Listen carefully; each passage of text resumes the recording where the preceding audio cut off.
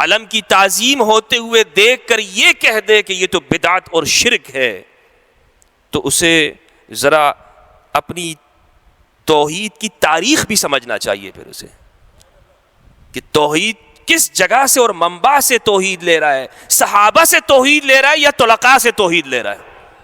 قبر کو سجدہ، قبر پہ سر رکھا ہوا ہے۔ حضرت ابو ایوب انصاری نے کہا جب پیچھے مڑ کے دیکھا تو مروان بن الحکم تھا۔ کون تھا؟ توحید، یہ ہے توحید مروان کی۔ قبر کو سجدہ کر رہے ہو۔ ابو ایوب انصاری نے اس کی طرف دیکھا، کہا مروان میں کسی پتھر کے پاس نہیں آیا، حبیب خدا کے پاس آیا ہوں۔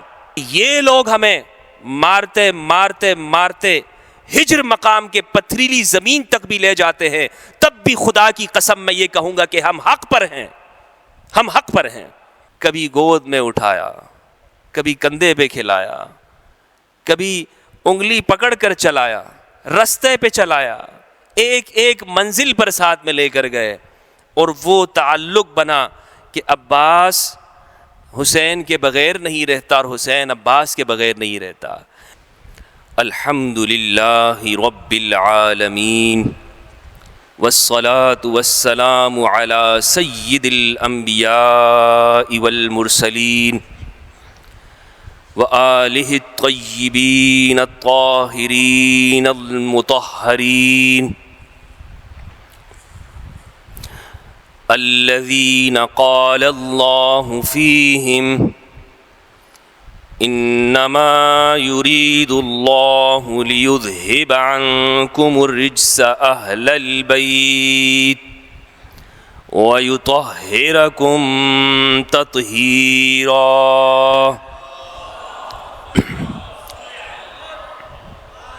اما بعد فاعوذ باللہ من الشیطان الرجیم، بسم اللہ الرحمن الرحیم۔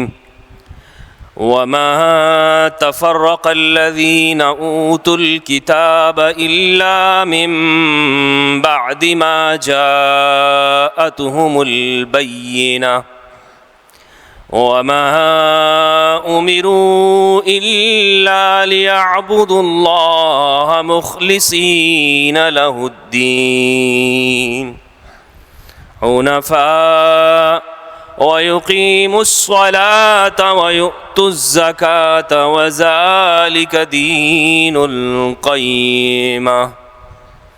صلوات۔ اللہم صل علی محمد وآل محمد۔ اللہم صل علی محمد وآل محمد۔ اللہم صل علی محمد وآل محمد وبارک وسلم وصلی علیہ۔ نہایت ہی واجب القدر برادران عزیز، بزرگوں، دوستوں، بھائیوں، بہنوں، السلام علیکم ورحمۃ اللہ وبرکاتہ۔ 8ویں نشست بزم حسینی کے زیر اہتمام خالق نہال میں منعقد ہو رہی ہے۔ آپ سب تشریف لائے، نہایت متشکر ہوں۔ اللہ کریم ہم سب کو قرآن اور اہل البیت کی معرفت عطا فرمائے۔ اور میں یہاں پر آغاز میں بزم حسینی کی اس وسعت ظرفی کو داد دینا چاہوں گا کہ یہاں ان مجالس سے یہ ثابت کر دیا کہ یہ مجالس حسینی یا امام حسین صرف شیعوں کے ہی نہیں بلکہ ملت اسلامیہ کے رہنما ہیں۔ یہ عملی اتحاد ہے، اور اسی لیے میں چاہوں گا کہ جنہوں نے بھی اس میں حصہ لیا اور اس کو آرگنائز کیا، ان سب کے لیے ہم ان کی صحت و سلامتی کے لیے بآواز بلند صلوات پڑھیں۔ اللہم صلی علی محمد وآل محمد۔ دوستو، میں نے جو آیت کریمہ آپ کے سامنے تلاوت کی سورہ بینہ، کہا گیا کہ پچھلے گروہوں میں جو لوگ اختلاف میں بڑھ گئے تو اس وجہ سے پڑھے کہ وہ لوگ پڑھے کہ جنہیں کتاب دی گئی، جنہیں کتاب دی گئی، اوت الکتاب، اور ساتھ ساتھ میں ان کے پاس بینہ بھی موجود تھا، بینہ، لیکن پھر بھی اختلاف میں پڑ گئے۔ مطالبہ کچھ نہیں تھا، مطالبہ یہ تھا کہ ایک اللہ کے لیے دین کو خالص کر دو، الا لہ الدین الخالص، دین خالص اسی کا ہے، عبادت، توحید، تعظیم اور یکتا خداوند، کہ جو ہماری ساری طاقتیں اس کے سامنے تسلیم ہوں گی، اخلاص اور بندگی کے ساتھ اس کے سامنے پیش ہو جاؤ۔ یہی مطالبہ ہے، پچھلے لوگوں سے بھی یہی مطالبہ ہوا، اس امت سے بھی یہی مطالبہ ہے۔ یہ جو ایام ہے، کہا جاتا ہے اگر کوئی ان آیات کو پڑھ کر یا ان آیات کو کہ جو قرآن مجید میں ہیں، ایاک نعبد و ایاک نستعین، پروردگار ہم صرف تیری عبادت کرتے ہیں اور تجھ ہی سے مدد مانگتے ہیں، اگر یہ پڑھ کر کوئی یہ کہے کہ یہ جو مجالس حسینی ہوتی ہیں یا جو علم ہے، تعزیہ ہے، یا کہیں پر ذوالجناح کو بھی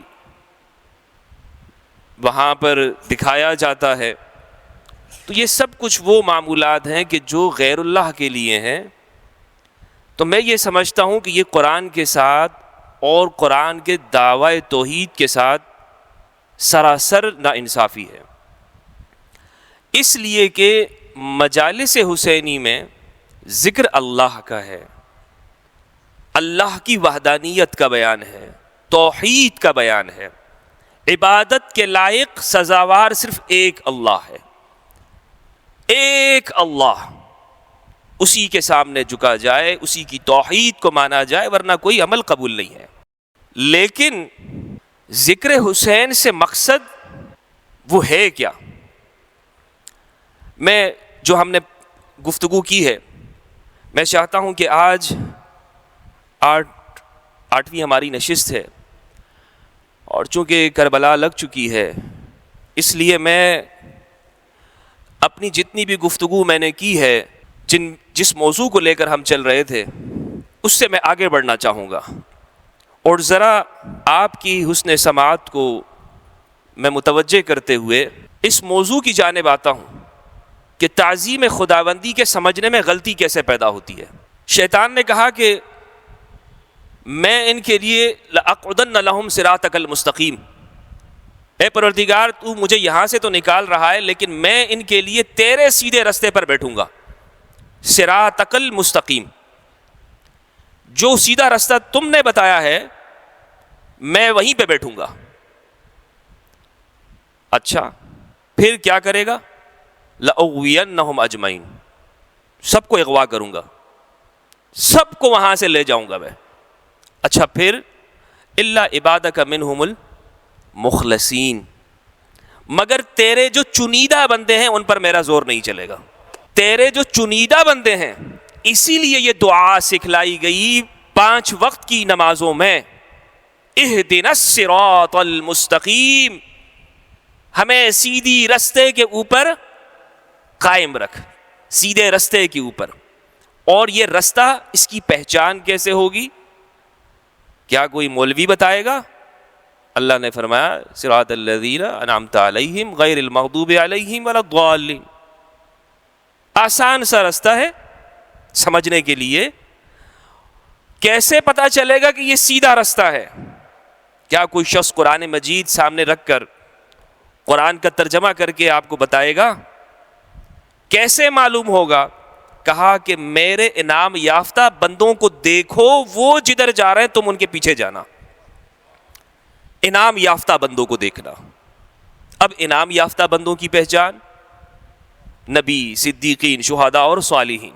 اسی لیے سید الشہداء ابی عبداللہ حسین ابن علی الامام علیہ الصلاۃ والسلام، اللہم صلی علی محمد وآل محمد، ان کا ذکر اس لیے ہو رہا ہے کہ وہ عبد خالص ہیں. ابی عبداللہ کیوں کہا جاتا ہے؟ ابی عبداللہ یعنی آپ اللہ کے خاص بندے ہیں، اسی لیے آپ کا لقب عبداللہ ہے، ابو عبداللہ ہے. اور اسے یاد کیا جاتا ہے، انہیں کس لیے یاد کیا جاتا ہے؟ کہ حسین مظہر جلال و جمال مصطفیٰ ہیں. ذکر حسین ذکر مصطفیٰ ہے، ذکر مصطفیٰ ذکر خدا ہے. حسین آئینہ سیرت مصطفیٰ ہے. حسین عنوان اسوہ مصطفیٰ ہے. حسین رسالت مآب کی بعثت اس کا عنوان اور تعارف ہے. حسین منی و انا من الحسین، حسین مجھ سے اور میں حسین سے ہوں. دنیا کو میرا یہ نواسا میرا تعارف کرائے گا، یہ دنیا کو بتائے گا کہ حلال محمد کیا ہے اور حرام محمد کیا ہے. یہ دنیا کو میرا یہ تعارف کرائے گا کہ میں محمد نے جو قیامت تک حلال کیا ہے، وَيُحِلُّ لَهُمُ الطَّيِّبَاتُ وَيُحَرِّمُ عَلَيْهِمُ الْخَبَائِثِ، یہ ذمہ داری، یہ بعثت مقصد رسالت کہ رسول حلال کرتے ہیں، رسول حرام کرتے ہیں، یہ حسین دنیا کو بتائیں گے. یہی وہ بات تھی. صرف مقصد یہ نہیں کہ حسین میری بیعت کر لے، کوئی سیاسی مسئلہ نہیں. مسئلہ کیا تھا کہ جو میں کہتا ہوں وہ شریعت ہے، جو میں چاہتا ہوں وہ شریعت ہے، میری بات شریعت ہے، میرا حکم شریعت ہے، جس طرح میں چاہتا ہوں وہ شریعت بن جائے. حسین اس پر صرف سائن کرتے ہیں. تو امام حسین، اسی لیے آپ نے اس بات کو کہ مجھ جیسا تجھ جیسے کی بیعت نہیں کر سکتا، مثلی لا یبایع مثلہ، حسین جیسا کبھی تیرے جیسے کی بیعت نہیں کر سکتا. اسی لیے امام نے پہلے بھی یہ جملہ میں نے عرض کیا تھا کہ یزید کی تخنشینی سے پہلے ہی امام نے کہہ دیا تھا کہ حالات وہ سارے ہو گئے ہیں کہ جو میرے قیام کے لیے ہیں، لیکن چونکہ میرے بھائی نے صلح کر لی ہے، اس لیے اس صلح کی وجہ سے جب تک کہ یہ بات متحقق نہیں ہو جاتی، اور جو کچھ امام نے فرمایا اسی طرح ہوا. جو لوگ پیچھے رہ گئے انہوں نے پھر دیکھا کہ شریعت کو کیسے اللہ کی حرمات کو پامال کیا گیا، کعبۃ اللہ کو پامال کیا گیا. جس حسین نے اپنے نانا کا گھر چھوڑا، نانا کا شہر چھوڑا کہ میں اس کی حرمت کو پامال نہیں دیکھنا چاہتا، میں کعبۃ اللہ کی حرمت کو پامال نہیں دیکھنا چاہتا، میں یہاں سے کوفہ جا رہا ہوں. اس شہر کے ساتھ، بلد الحرام کے ساتھ، مدینۃ المنورہ کے ساتھ کیا کیا گیا؟ وہاں پر مسجد نبوی میں گھوڑے باندھے گئے، شراب کو جائز قرار دے دیا گیا، اللہ کی حرمات اور حدود اللہ کو پاؤں تلے روندا گیا. یہ سب کچھ دنیا نے دیکھا، اور ہمارے مورخین نے، اہل سنت کے علماء نے، سب نے اسے لکھا ہے کہ یہ سب کچھ وہاں پر ہوا تھا. تو اسی لیے عزیزان محترم، عبد خالص وہ ہے کہ جو سینے میں شمع توحید کو جلا کر اپنی پیشانی کو ایک اللہ کے لیے خالص کرتے ہوئے حق کے لیے کھڑا ہو جائے اور باطل سے ٹکرا جائے.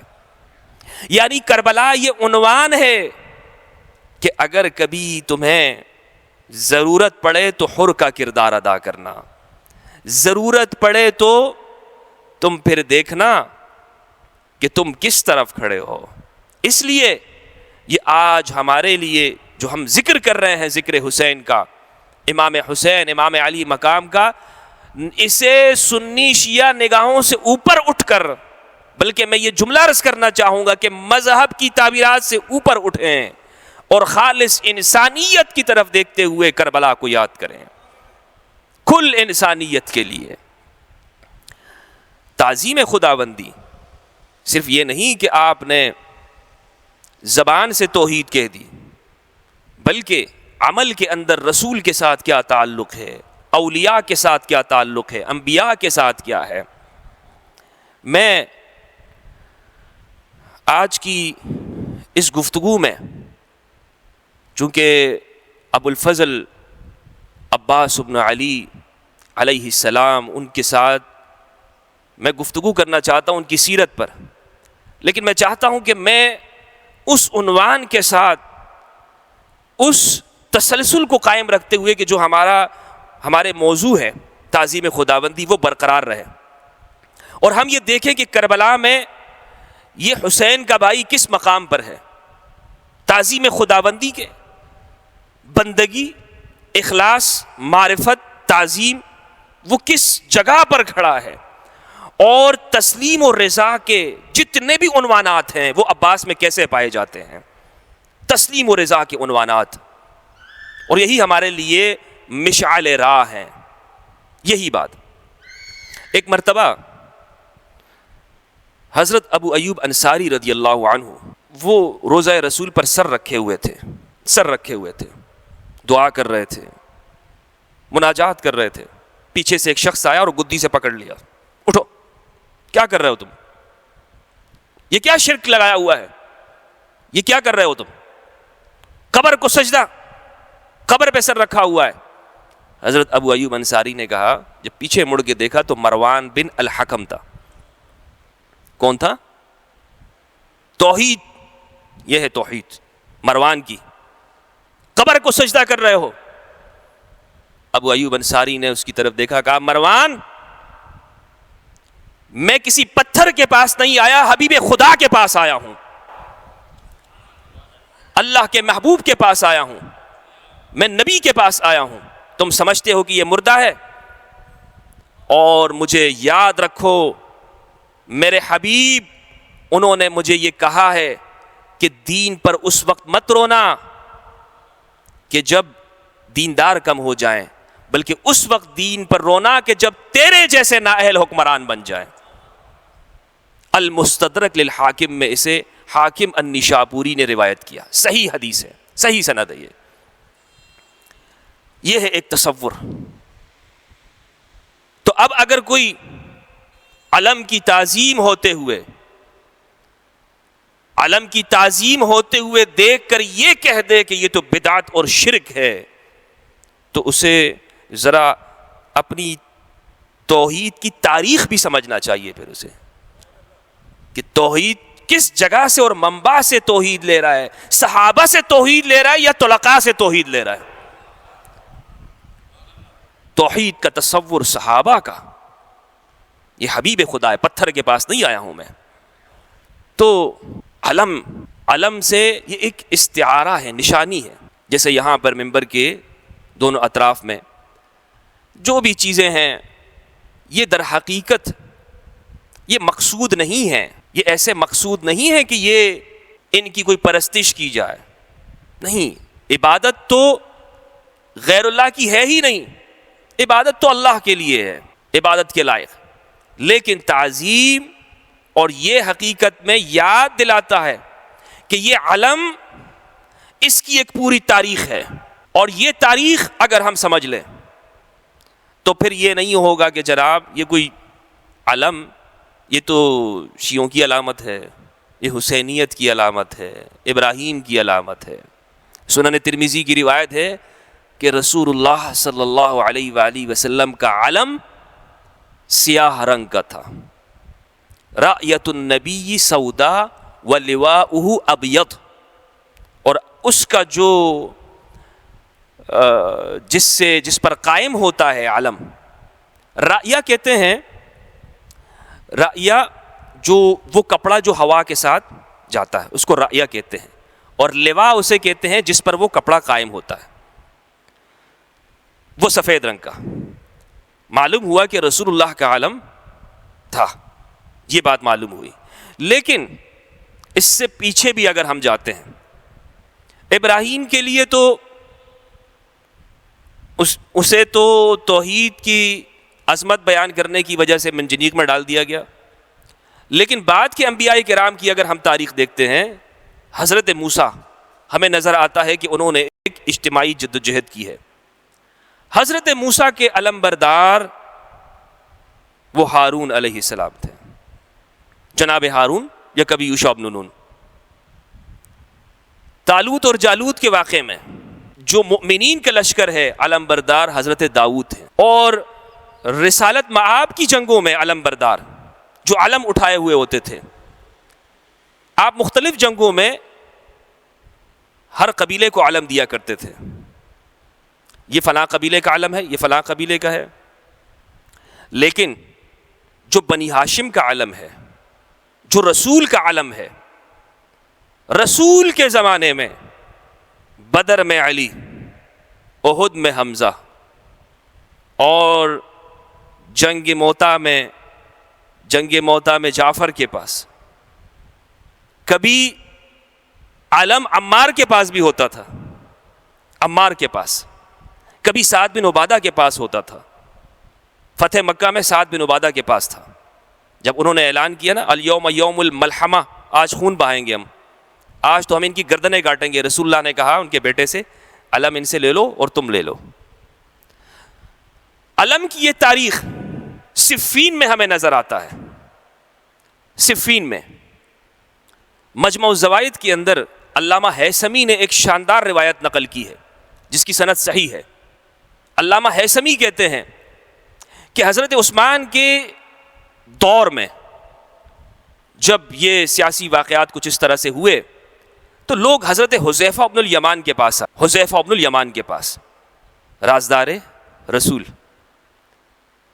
جن کو اللہ کے رسول نے منافقین کا علم دیا ہوا تھا. صحیح مسلم کے اندر ایک پورا چیپٹر ہے، باب صفاتی و احکام المنافقین. یہ چیپٹر ہے منافقین کی علامتوں کے بارے میں کہ کون کون منافق ہیں. اس میں ایک روایت صحیح مسلم کی ہے اور جو اس جگہ کا مقام نہیں ہے، لیکن وہ حذیفہ بن الیمان سے منقول ہے، حذیفہ بن یمان سے. اور اس سفر میں حذیفہ بھی ہیں، عمار بھی ساتھ میں ہیں. رسول اللہ کے ناقہ کو آپ لے کر جا رہے ہیں. حذیفہ بن الیمان کے پاس لوگ آئے اور کہا کہ یہ بتائیں کہ ہم نے تو ظلم سے تو ہم محفوظ رہے، لیکن یہ جو فتنے ہو رہے ہیں اس سے ہم کیسے بچیں، اس سے ہم کیسے بچیں گے؟ حذیفہ بن الیمان نے کہا فتنوں سے بچنا چاہتے ہو؟ کہا ہاں. کہا عمار کو دیکھتے رہنا، عمار کو دیکھتے رہنا. تو اس نے پھر کہا کہ عمار کو دیکھتے رہنا، اب عجیب بات کر رہے ہیں، عمار کو دیکھتے رہیں. عمار کو تو جب دیکھو علی کے پاس ملتا ہے، عمار کو تو جب دیکھو علی کے پاس ملتا ہے. تو سیدھا سیدھا آپ یوں کہیں کہ علی کو دیکھتے رہو. تو حذیفہ نے کہا ما اہلک الا الحسد، تجھے حسد نے ہلاک کر دیا، کینے نے ہلاک کر دیا تجھے، یہ تیرے سینے کے اندر جو کینہ ہے. اور پھر کہا کہ میں نے جو یہ بات کہی ہے کہ عمار کو دیکھتے رہنا، یہ میں اس لیے کہہ رہا ہوں کہ رسول نے فرمایا ہے، اور میں کوئی فضیلت میں تقابل نہیں کر رہا ہوں. حضرت حذیفہ کہہ رہے ہیں علی کئی گنا، بلکہ بادل اور زمین کا فرق ہے، آسمان و زمین کا فرق ہے، لیکن میں وہ پہچان تجھے بتا رہا ہوں جو رسول نے پہچان دی ہوئی ہے. اسی لیے عمار بن یاسر، مسند ابو داؤد الطیالسی کی روایت ہے صحیح سند کے ساتھ، وہ کہتے ہیں، اور یہ 204 ہجری میں المتوفہ 204 ہے، ابو داؤد طیالسی. بخاری 256 ہے اور ابو داؤد طیالسی 204 ہیں، یعنی پورے 50 سال کا فرق ہے. یعنی متقدمین میں سے بخاری سے بھی 50 سال پہلے کے حدیث ذکر کی ہے انہوں نے. وہ کہتے ہیں کہ عمار صفین میں جب کھڑے تھے ان کے ہاتھ میں علم تھا، 90 سال کی عمر ہے، ابو الیقظان ہاتھ ہل رہا ہے یوں، اور میں دیکھ رہا ہوں ان لیدہ لیرتعد وان یدہ لیرتعد، اور بعض روایات کے اندر ہے لیرتعش، ہاتھ کانپ رہا ہے لیکن وہ کھڑے ہیں. لوگوں نے دیکھا عمار کو، عمار کہہ رہے، خطبہ دیا عمار نے اس موقع پر، کہا لوگوں خدا کی قسم یہ وہ علم ہے کہ جس علم کے سائے کے نیچے ہم نے رسول اللہ کے ساتھ 3 جنگیں رسول اللہ کی مدد کے لیے لڑی ہیں، اور آج یہ میری 4تھی جنگ ہے کہ جو میں اس علم کے سائے کے نیچے لڑ رہا ہوں. جو علم مجھے علی نے دیا ہے یہ رسول اللہ کا علم ہے. اور کہا کہ اگر یہ لوگ ہمیں مارتے مارتے مارتے ہجر مقام کے پتھریلی زمین تک بھی لے جاتے ہیں، تب بھی خدا کی قسم میں یہ کہوں گا کہ ہم حق پر ہیں، ہم حق پر ہیں. یہ ہے عبد خالص کا مقام، صحابی رسول کا، جانثار علی کا، کہ جو یہ دیکھتے ہیں کہ حق کہاں پر ہے تو وہاں ڈٹ جاتے ہیں. علم ہے، یہ علم رسول ہے. اور رسول کے بعد یہ علم جب علی کے پاس آتا ہے، جب یہ علم امام کے پاس آتا ہے، ابو الفضل عباس کے پاس آتا ہے، تو یہ ایک ذمہ داری ہے کہ جس کو نبھایا انہوں نے کربلا کے اندر. صلوات بھیجے محمد و آل محمد، صلی علی محمد و آل محمد.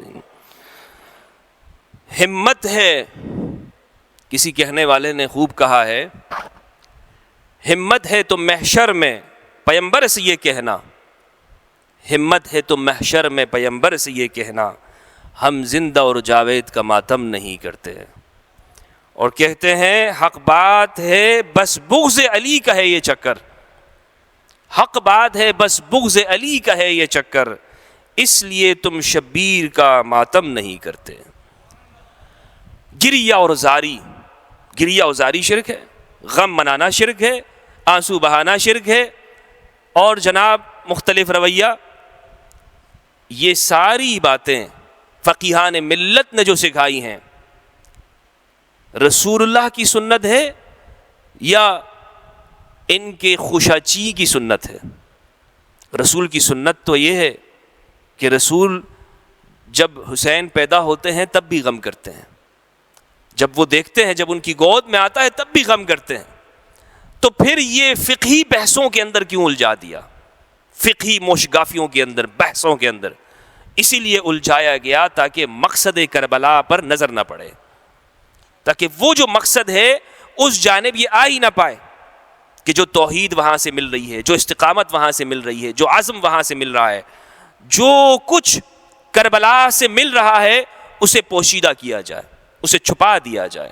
اسی لیے ابو الفضل عباس جب وہ پیدا ہوتے ہیں، جب آپ کی پیدائش ہے، تو آپ کی پیدائش امام علی نے کہا کہ بیٹا فرق عمر کا میں بتاؤں آپ کو، امام علی مقام امام حسین کی عمر مبارک اور ابو الفضل عباس عمر میں فرق 25 سال کا ہے. یعنی امام حسین کربلا میں 57 سال کے اور ابو الفضل عباس 32 سال کے. تو جب امام علی مقام خود 32 سال کے ہیں، امام نے کہا کہ جاؤ اور تمہارا بھائی ہوا ہے. امام نے اپنی گود میں لیا، اپنی گود میں لے کر بوسہ لیا اور چہرے کو دیکھا.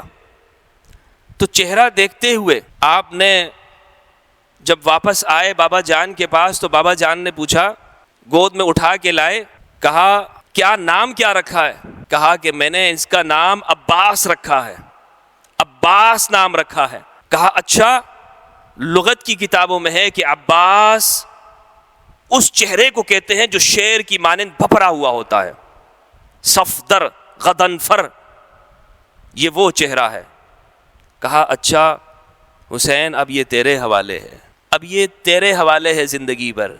اور زندگی بھر حسین نے عباس کو ایسا سنبھالا، ایسا سنبھالا، کبھی گود میں اٹھایا، کبھی کندھے پہ کھلایا، کبھی انگلی پکڑ کر چلایا، رستے پہ چلایا، ایک ایک منزل پر ساتھ میں لے کر گئے. اور وہ تعلق بنا کہ عباس حسین کے بغیر نہیں رہتا اور حسین عباس کے بغیر نہیں رہتا. ایک ایک دوسرے کے بغیر نہیں رہتے ہیں. ایسی محبت اور بھائی ہونے کا تعلق کہ جدھر دیکھو حسین وہاں پر عباس ہے، جہاں پر عباس وہاں پر حسین ہے. دونوں کا یہ تعلق، یہ محبت کا تعلق، الفت کا تعلق، یہ آخر تک ہمیں زندگی میں نظر آتا ہے، آخر تک. اور شروع میں اگر ہم دیکھتے ہیں تو جب امام مدینہ میں ہے نا، مدینہ میں، اور اس وقت میں یزید حکمران جب بن گیا، انہوں نے عمر بن سعید اشتق کو خط لکھا، گورنر کو تبدیل کیا اور کہا کہ حسین سے بیعت لینا. امام حسین علیہ السلام وہاں پر مروان پہلے سے موجود تھا، بلایا، امام عباس کو ساتھ لے کر گئے اور کہا کہ دروازے کے باہر کھڑے ہو جانا، اگر میری آواز تمہیں محسوس ہو بلند ہو کر تو پھر آنا. عباس کو باہر کھڑا کر دیا، علی اکبر ساتھ ہیں، اور اندر اکیلے چلے گئے. مروان بہت کوشش کرتا رہا، بہت اس نے کوشش کی کہ وہ گورنر وہ حکم جاری کر دے بلکہ یہیں پر کام تمام کرے، بہت کوشش کی.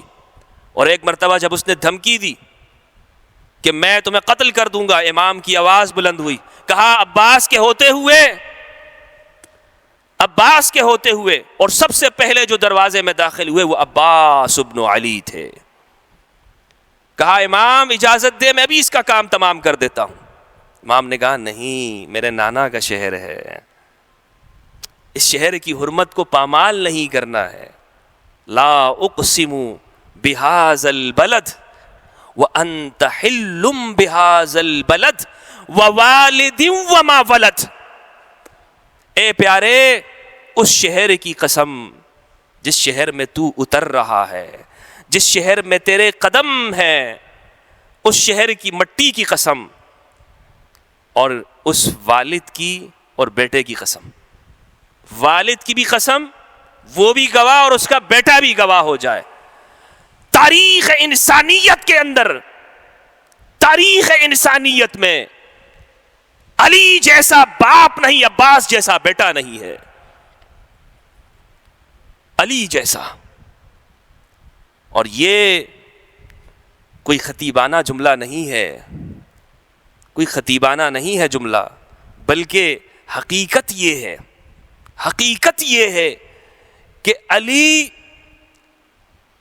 مظہر مصطفیٰ اور عباس مظہر علی. علی نفس مصطفیٰ، عباس نفس علی ہے، نفس علی. اسی لیے کبھی بھی امام علی مقام امام حسین نے یہ فرق نہیں کیا کہ یہ میری فلاں ماں سے ہے، نہیں، یہ تیرا بھائی ہے، یہ تیرے حوالے ہے، تیرے حوالے، زندگی بھر تیرے ساتھ رہے گا، زندگی بھر تیرے ساتھ چلے گا. جب کربلا کی طرف روانہ ہو رہے تھے، ام البنین، ہائے ہائے ہائے، بلایا، کہا کہ اکیلے مت جانا عباس، اکیلے مت جاؤ، ساتھ میں اپنے تینوں بھائیوں کو بھی لے کے جانا. اور میں نے زندگی بھر فاطمہ کی کنیزی کی ہے، اکیلے مت چھوڑنا حسین کو، کبھی اکیلے مت چھوڑنا. اور آج تک عباس نے حسین کو اکیلا نہیں چھوڑا. کربلا میں اللہ کریم آپ نے زیارت کی ہوگی، اور نہیں کی تو پروردگار آپ کو زیارت کی توفیق عطا فرمائے.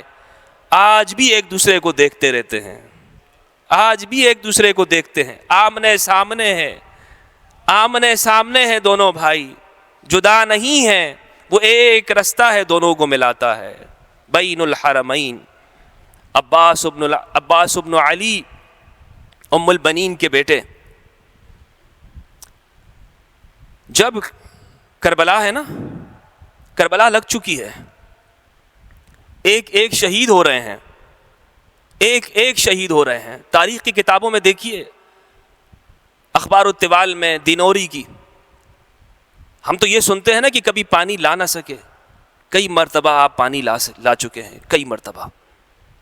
تاریخ کی کتابیں کہتی ہیں جری ہے، بہادر ہے، شجاع ہے، صفدر ہے، اور ایسا جوان ہے کہ جو کرار ہے، غیر فرار ہے.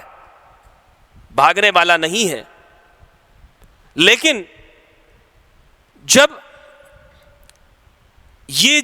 موقع آیا ہے، یہ موقع کہ جب عباس ابن علی سکینہ کے کہنے پر، بتیجی کے کہنے پر پانی لا رہے ہیں، یہ وہ موقع ہے کہ تاریخ نے اسے رقم کیا ہے، تاریخ نے اسے کہا ہے کہ جب عباس کو کہا کہ چچا پیاس لگی ہے، پیاسی ہوں، تو عباس سے رہا نہ گیا، اور آپ جب پانی لا رہے تھے اور جو آپ کے بازو کٹے ہیں اور جب آپ زمین سے لگے ہیں، تب یہ تاریخ کہتی ہے کہ 2 افراد ہیں شہداء کربلا میں سے کہ جنہوں نے حسین کو آواز نہیں دی، مدد کے لیے نہیں پکارا، مدد کے لیے نہیں بلایا. ایک علی اکبر اور دوسرے ابو الفضل عباس. ایک علی اکبر اور دوسرے ابو الفضل عباس مدد کے لیے نہیں پکار رہے. اور عباس کیسے مدد کے لیے پکاریں؟ صرف یہ کہا السلام علیک یا ابن رسول اللہ، السلام علیک یا ابن رسول اللہ، آپ پر سلام ہو رسول اللہ کے بیٹے. اور کیسے مدد کے لیے پکاریں اس وقت کہ عباس جہاں پر ہیں، عباس جہاں پر ہیں، 33-32 سال کا یہ جوان اور 57 سال کے حسین ایک ایک کر کے شہید ہو چکے ہیں، ایک ایک کر کے شہید ہو چکے ہیں. اب حسین جس کا آسرا ہمیشہ عباس تھا، جس کی تمنا ہمیشہ عباس رہی، جس کا دوست بھائی ہمیشہ عباس رہا، وہ اب نہیں تھا. ہمیشہ کا دوست، ہمیشہ کا ساتھی، ہمیشہ کا بھائی، سب کی نگاہوں کا مرکز وہ تھا. جب وہ چھوڑ کے جا رہے ہیں، لیکن امام پھر بھی قریب میں گئے. امام قریب گئے اور عباس کا سر اپنے زانوں پہ رکھا، بھائی کا سر اپنے زانوں پہ رکھا. لیکن بھائی ہے کہ وہ حسین کے چہرے کو دیکھتے ہوئے مسکرا رہا ہے، رو نہیں رہا، آنکھوں سے آنسو نہیں بہہ رہے. اور امام نے کہا کہ حسین، عباس مسکرا کیوں رہے ہو، کیوں مسکرا رہے ہو؟ کہا کہ میرے بھائی، آخری لمحوں کے اندر میں اس تصور کو آنکھوں میں محفوظ کرنا چاہتا ہوں.